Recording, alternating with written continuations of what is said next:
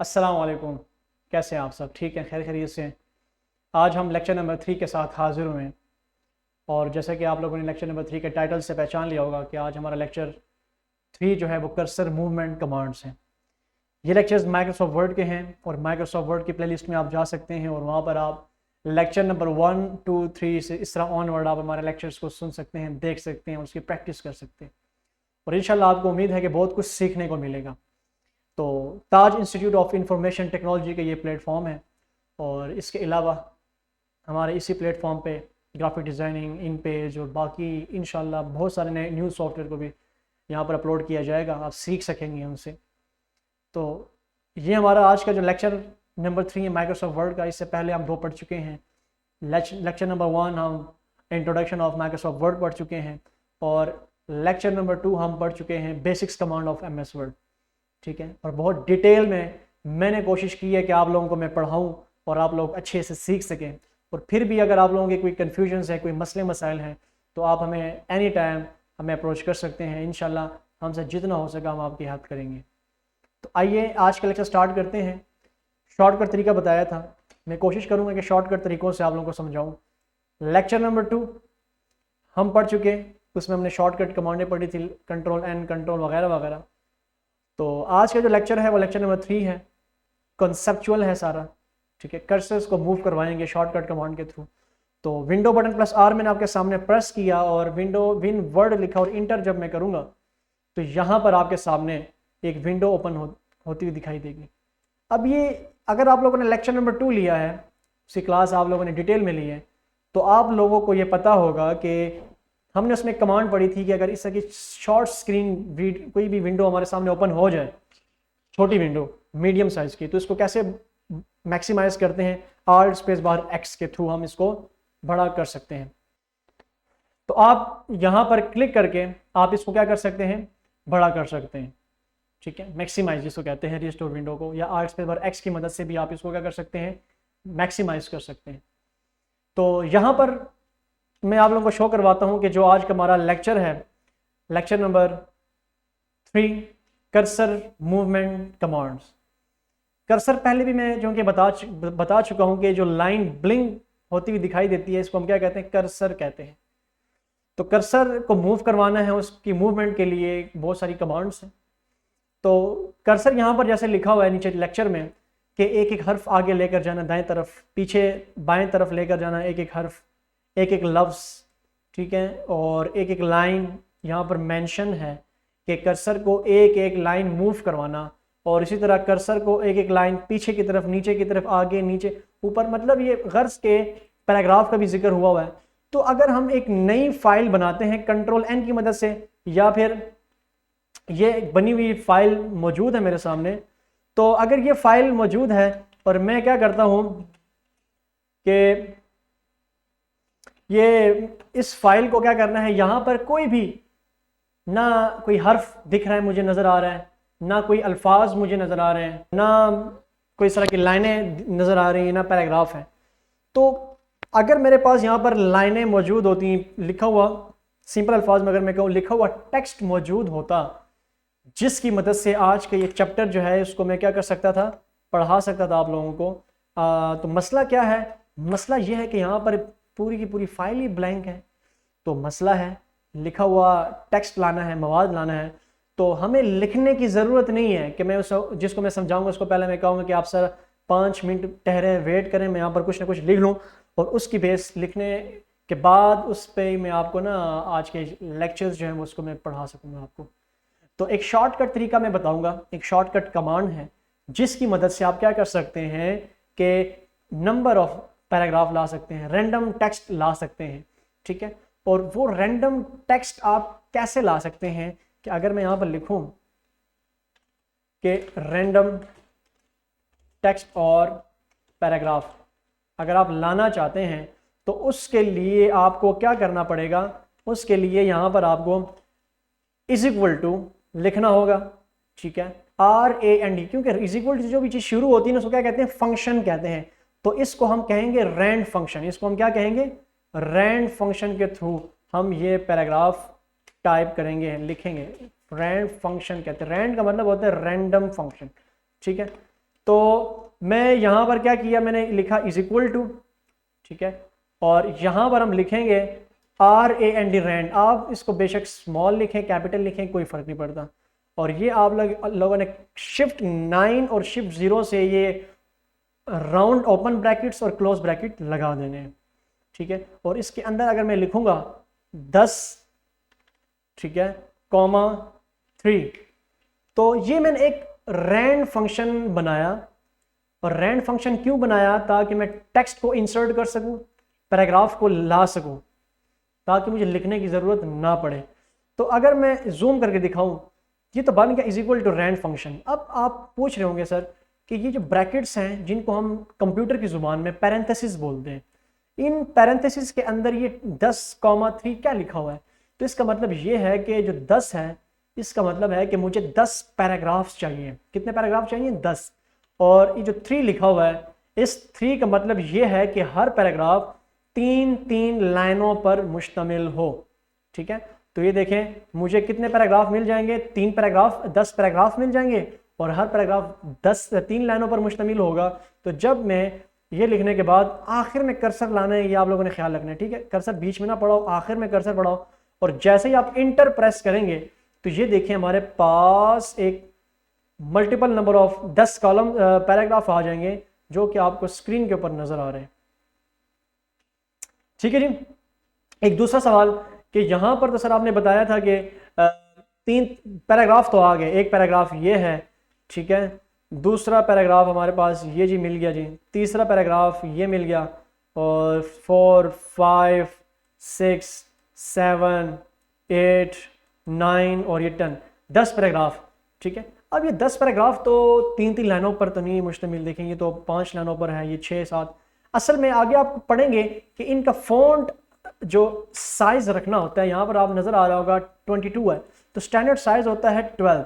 तो जब 12 अप्लाई करेंगे ना, तो ये देखें आपको हर पैराग्राफ 3-3 लाइनों पर मुश्तमिल दिखाई दे रहा है। देख रहे हैं आप ज़रा, एक 3 लाइनों का, ये 3 लाइनों का, इस तरह ये 3.5, 3.25 तक आ जाते हैं वो कुछ मार्जिन की वजह से। तो ये 3-3-3-3 इस तरह, ठीक है। तो ये 3-3 लाइनों पर ही क्या होंगे, मुश्तमिल होते हुए दिखाई आपको देंगे, ये कन्वर्ट हो जाएंगे 3 लाइन्स पर। असल में हमें चाहिए था मवाद टेक्स्ट मैटर, तो वो हमें मिल चुका है किसकी मदद से, is equal to rand function से। तो सारा तरीका मैंने समझा दिया है। दूसरा सवाल इसमें ये रेज होता है कि सर ये टेक्स्ट क्या लिखा हुआ है, ये टेक्स्ट कहाँ से आया, ये टेक्स्ट तो हमने खुद नहीं टाइप किया। आखिर कोई अगर हमसे पूछे कि ये टेक्स्ट इसमें क्या लिखा हुआ है, देखें जो लिखा हुआ है ना, video provides a powerful way to help you improve your point, when you click on online video you can paste in the embedded code वगैरह वगैरह।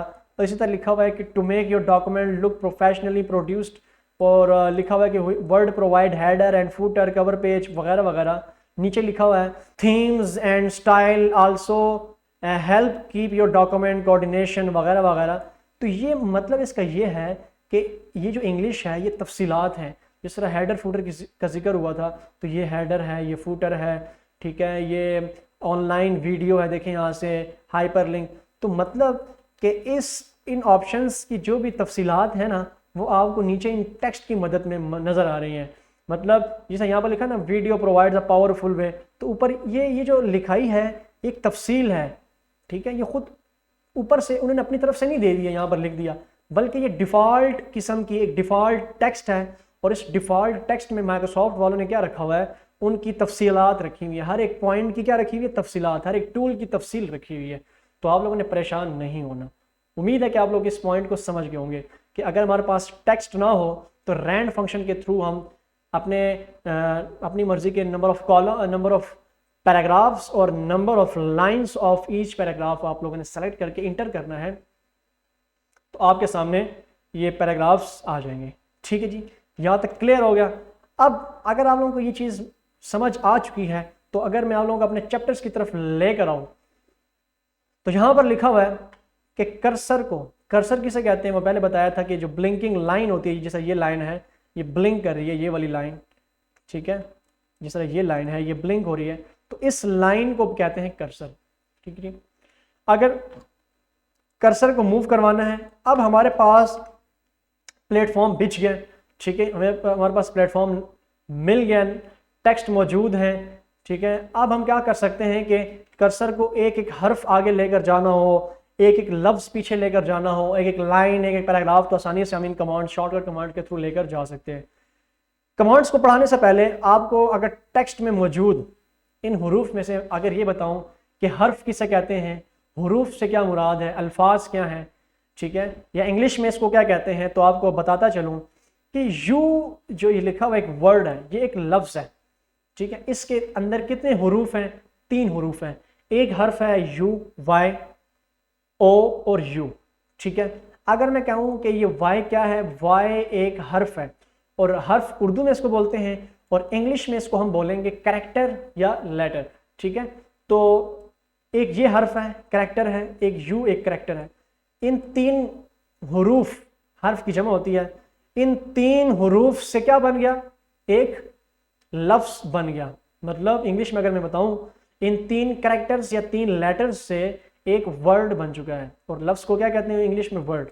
तो इन 3 हरूफ से एक लफ्ज बन चुका है, या इन 3 कैरेक्टर्स से, इन 3 लेटर्स से एक वर्ड बन चुका है, और वो वर्ड कौन सा है, यू, ठीक है जी। तो ये तो हमें पता चल गया कि कैरेक्टर क्या होता है और वर्ड क्या होता है। अगर मैं ये एक जी जगह सेलेक्ट मैंने कर रखी है, इसको बोलते हैं लाइन, ठीक है। ये एक लाइन है, ये एक लाइन है, और ये एक तीसरी लाइन है। ये 3 लाइनें मिलकर एक पैराग्राफ बना रही हैं। क्या बना रहे हैं, एक पैराग्राफ बना रहे हैं, ठीक है। तो ये जो पैराग्राफ है, हम कह सकते हैं कि नंबर ऑफ लाइंस या मल्टीपल लाइंस में का पैराग्राफ, ठीक है। पैराग्राफ किससे बनता है, मल्टीपल लाइंस की मदद से बनता है। और लाइंस किस चीज़ से बनते हैं, ठीक है, किस चीज़ से लाइंस बनती है, और वो हम कह सकते हैं कि वर्ड्स, अल्फाज से, वर्ड से क्या बनते हैं जी, लाइनें बनती हैं। और अल्फाज किससे बनते हैं, हुरूफ से बनते हैं। तो उम्मीद है कि आप लोगों की चीज़ समझ आ गई होगी। तो अगर मैं यहाँ पर अभी आपको लेकर चलूँ कि कर्सर को अगर हमने एक एक हर्फ दाएं तरफ, मतलब दाएं तरफ लेकर जाना हो, अपने दाएं तरफ, अपने साइड के दाएं तरफ, मुझे ना देखें क्योंकि मेरा यहाँ पर आपकी तरफ बायां बन रहा होगा। तो अपने दाएं तरफ अगर आप लोगों ने टेक्स्ट को लेकर जाना है, बल्कि कर्सर को मूव करवाना है, तो आप लोगों ने राइट एरो प्रेस करना है, और अगर आपने लेफ्ट एरो प्रेस करना है तो वो आपका कर्सर जो है वो लेफ्ट साइड, मतलब बाएं जानिब मूव करेगा। मिसाल के तौर पर मेरा कर्सर यहाँ पर पड़ा हुआ है, आप चाहते हैं कि मैं कर्सर को आगे लेकर जाऊँ इस तरफ, क्योंकि English left to right move करती है ना, तो लेफ्ट टू राइट मूवमेंट है इंग्लिश की, वर्डिंग की। तो अगर हमने लेफ्ट से राइट की जानिब जाना है, तो राइट मतलब आगे जाना है, दाएं जानिब जाना है, आगे आगे जाना है। तो अगर मैं चाहता हूं कि अपने कर्सर को एक एक हर्फ आगे लेकर चलूं, ठीक है, जंप करवाऊं, तो देखें राइट एरो मैं कीबोर्ड से प्रेस करूंगा, ये देखें ई आ गया, एल पी, ठीक है, U Y O U P R O V E. तो ये एक कैरेक्टर मेरा कर्सर मूव हो रहा है, किसके थ्रू, राइट एरो बटन के थ्रू। और अगर मैं चाहता हूं कि कर्सर को पीछे लेकर आऊं लेफ्ट साइड, तो लेफ्ट एरो आप लोगों ने प्रेस करना है, देखें पीछे की तरफ वापस आ रहा है, ये देखें जरा, यू पे आया, ओ पे आया, वाई पे आई, और अगर मैं दबाए रखूंगा तो एक एक हर्फ अब पीछे की तरफ जाएगा। क्लियर यहां तक पॉइंट। अगर आगे लेकर चलूं, कर्सर को एक एक लफ्ज आगे लेकर जाना है, ठीक है, और इसी तरह कर्सर को एक एक लफ्ज बाएं तरफ और एक एक लफ्ज दाएं तरफ। तो जिस तरह दाएं तरफ राइट एरो प्रेस किया था सिंपल, तो उसे क्या हुआ था, एक एक हर्फ हमारा कर्सर मूव हुआ था ना, और लेफ्ट एरो प्रेस किया था तो उससे एक एक हर्फ जो है लेफ्ट पीछे की जानिब हमारा कर्सर मूव हुआ था। तो अगर यहाँ पर हर्फ की बात नहीं है, लफ्ज़ की बात है, तो अल्फाज को जंप करने के लिए कंट्रोल बटन का यहाँ पर इस्तेमाल है, ठीक है। तो यहाँ पर अगर मैं देखें राइट एरो सिंपल करूँगा तो एक एक हर्फ मूव हो रहा है ना, एक एक कैरेक्टर, और कंट्रोल की मदद से, कंट्रोल के साथ प्रेस करूंगा और control plus right arrow press करूंगा, तो देखिए पूरा पूरा वर्ड जंप कर रहे हैं आगे की जानिब। तो कर्सर को पीछे की तरफ एक एक लफ्ज जंप करवाना, कंट्रोल लेफ्ट एरो, ये देख, ठीक है। और आगे की जानिब कर्सर को एक एक लफ्ज जंप करवाना, मूव करवाना, कंट्रोल राइट एरो। अगर सिंपल राइट एरो करेंगे तो एक एक हर्फ आगे जाएगा, अगर सिंपल लेफ्ट एरो करेंगे तो एक एक हर्फ पीछे कर्सर जाएगा, अगर कंट्रोल की मदद से आप लोग प्रेस करेंगे तो एक एक लफ्ज जंप करेगा, और कंट्रोल की मदद से लेफ्ट एरो प्रेस करेंगे तो कर्सर जो है एक एक लफ्ज पीछे की जानिब आएगा। तो ये 4 कमांडें होंगी हमारी आज के चैप्टर की। अब यहाँ पर लिखा हुआ है कि कर्सर को एक एक लाइन ऊपर लेकर जाना और कर्सर को एक एक लाइन नीचे लेकर आना। तो ऊपर की कमांड अप एरो होगी और डाउन एरो होगी नीचे की कमांड। तो ये देखें, आपको पता है कि ये जो है एक लाइन है, ये दूसरी लाइन है, तीसरी लाइन, चौथी, पांचवी, छठी, सातवीं। तो अगर मेरा कर्सर यहां पर पड़ा हुआ है तो जब मैं कीबोर्ड से डाउन एरो प्रेस करूंगा सिंपल, तो मेरा कर्सर एक एक लाइन नीचे मूव कर रहा है, और अप एरो प्रेस करूंगा तो मेरा कर्सर एक एक लाइन ऊपर की जाने प्रेस करेगा। अगर मैं दबाए रखूंगा ऐसे तो एक एक लाइन ऊपर जा रहा है। ठीक है, देखें आपके सामने स्क्रीन पर होते हुए दिखाई दे रहा है। तो एक एक लाइन मेरा कर्सर ऊपर जा रहा है और एक एक लाइन नीचे की जानिब आने के लिए डाउन एरो। और अगर यहाँ पर नीचे, अगर आप ज़रा गौर करें, नीचे लेकर आना है मगर लाइन लाइन नहीं, एक एक पैराग्राफ नीचे लेकर आना है। तो आपको आपके जहन में क्लिक कर चुका होगा ये पॉइंट कि जिस तरह राइट एरो के साथ हमने कंट्रोल प्रेस किया था, एक एक लफ्ज़ जंप करवाया था, तो इसी तरह अगर हम डाउन और अप एरो के साथ कंट्रोल प्रेस करेंगे तो पूरा पूरा पैराग्राफ जंप करवाएगा। तो कमांड बन गई up arrow control. Up arrow से क्या होगा, हमारा कर्सर एक एक पैराग्राफ ऊपर जाएगा, और कंट्रोल डाउन एरो से क्या होगा, हमारा जो कर्सर है एक एक पैराग्राफ नीचे की जानिब आएगा। तो देख लेते हैं यहाँ पर, अगर हमारा माउस पॉइंटर यहाँ पर पड़ा हुआ है कर्सर, तो कंट्रोल डाउन एरो में प्रेस करूंगा तो देखिए एक एक पैराग्राफ नीचे आ रहा है, और कंट्रोल अप एरो प्रेस कर रहा हूँ तो एक एक पैराग्राफ ऊपर की जानिब जा रहा है, और कंट्रोल डाउन एरो से एक एक पैराग्राफ ऊपर की जानिब जा रहे हैं। ठीक है जी, इस पॉइंट को समझ के देखें जरा। कंट्रोल अप एरो इस पैराग्राफ पे आ गया, उस पैराग्राफ के स्टार्ट पे आ गया, उस पैराग्राफ के स्टार्ट पे आ गया, उस पैराग्राफ के स्टार्ट पे आ गया। तो डाउन एरो सिंपल एक एक लाइन नीचे आना, कंट्रोल डाउन एरो एक एक पैराग्राफ नीचे आना, अप एरो एक एक लाइन ऊपर जाना, कंट्रोल अप एरो एक एक पैराग्राफ ऊपर जाना। ठीक है जी, तो यहां पर आखिरी 4 कमांडें हैं, होम एंड और कंट्रोल होम और कंट्रोल एंड। अब हमारे पास कीबोर्ड में 2 बटन होते हैं, आपको अंदाजा होगा, होम बटन और कीबोर्ड में होता है एंड का बटन। ये एरो कीज के ऊपर होते हैं, ठीक है, इंसर्ट और डिलीट बटन के साथ। अगर हम होम बटन प्रेस करेंगे तो क्या होगा कि हमारा कर्सर डायरेक्ट लाइन के शुरू में आ जाएगा, और कर्सर को अगर हमने लाइन के आखिर में डायरेक्ट लेकर जाना है तो एंड बटन प्रेस करेंगे। मिसाल के तौर पर अब मेरा कर्सर कहां पर पड़ा हुआ है, यहां पर पड़ा हुआ है, देखें आप जरा, यहां पर लाइन के शुरू में। अब मैं चाहता हूं कि इसको लाइन के आखिर में डायरेक्ट लेकर जाऊं, तो इसको तो ऐसे भी लेकर जा सकता था कि कंट्रोल राइट एरो इस तरह लेकर जा सकता था ऐसे, मगर टाइम बड़ा लग जाता है। ठीक है, तो अगर मैं चाहता हूं कि राइट एरो और कंट्रोल राइट एरो की मदद से नहीं, मुझे अपना पैराग्राफ, अपना कर्सर मूव करवाना है डायरेक्ट, तो यहां पर अगर मैं स्टार्ट में हूं ना, तो स्टार्ट का मतलब है किसी भी लाइन का स्टार्ट को कहते हैं होम, और लास्ट को कहते हैं, किसी भी लाइन के लास्ट को कहते हैं, आखिर को कहते हैं एंड। तो अगर मैं होम में हूं तो अगर मैं यहाँ पर एंड प्रेस करूंगा तो देखें स्टूडेंट्स के हमारा कर्सर डायरेक्ट मूव किया उसने एंड तक। ठीक है, और अगर एंड में है और होम प्रेस करूंगा तो हमारा कर्सर डायरेक्ट होम में आएगा। किसी भी लाइन के शुरू में डायरेक्ट जाना और एंड से किसी भी लाइन के आखिर में डायरेक्ट जाना।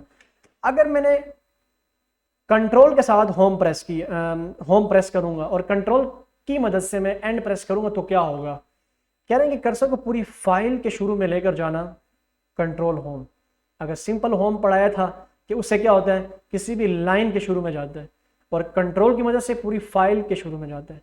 और अगर मैं वैसे ही एंड प्रेस करूंगा तो उस लाइन के आखिर में जाएगा, और कंट्रोल के साथ मैं एंड प्रेस करूंगा तो पूरी फाइल के आखिर में जाएगा। ठीक है, तो ज़रा देखें, अब मैं अपने फाइल के स्टार्ट में मौजूद हूँ, स्टार्ट में, बिल्कुल स्टार्ट में। अगर मैं होम या एंड प्रेस करूंगा तो देखिए उस लाइन के एंड में गया, ठीक, और होम प्रेस किया तो उस लाइन के शुरू में गया। ठीक है, कर्सर। और जब कंट्रोल की मदद से मैं एंड प्रेस करूंगा तो ये देखें पूरे के पूरे डॉक्यूमेंट के एंड में चला गया, ये देखें जरा।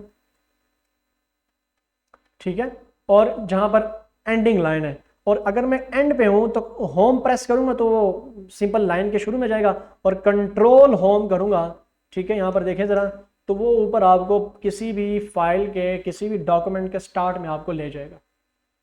क्लियर यहां तक आप लोगों को बात समझ में आ गई है। तो ये था आज का हमारा चैप्टर। तो अगर मैं दोहरा दूं आप लोगों को, ठीक है, तो आसानी रहेगी। ठीक है, ये आज का चैप्टर था हमारा कर्सर मूवमेंट कमांड।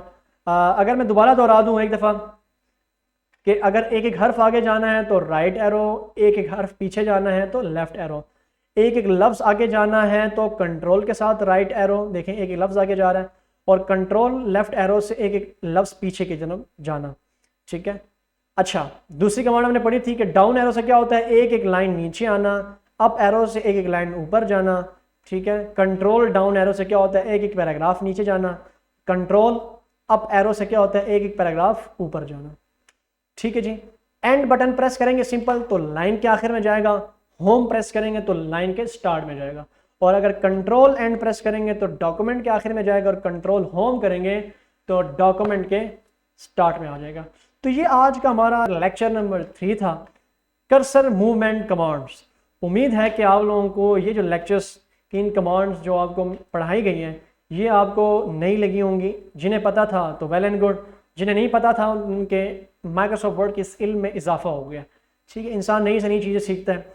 तो उम्मीद है कि आप लोगों की चीज़ें समझ में आ गई होंगी। फिर भी अगर आप लोगों को इस चैप्टर के हवाले से मसले मसाइल हैं, कन्फ्यूजन हैं, मसले मसाइल से मुराद अगर आपको कोई कमांड नहीं अप्लाई हो रही, या कोई आपको लेक्चर चाहिए, आपको लेक्चर की फ़ाइल चाहिए, ठीक है, किसी भी सूरत में, तो आप क्या कर सकते हैं, हमें अप्रोच कर सकते हैं। हमारे दिए गए नंबर्स पे आप हमें कॉल कर सकते हैं, टेक्स्ट मैसेज व्हाट्सएप कर सकते हैं, या फिर हमें आप इंस्टा, फेसबुक, हमारे info@tajstudio.com वहाँ पर आप हमें मेल कर सकते हैं। हमारी वेबसाइट भी है, तो जो आपको हमारे अबाउट सेक्शन में मिल जाएगा, और इस लेक्चर के डिस्क्रिप्शन में भी आपको तमाम तफसीलात मिल जाएंगी।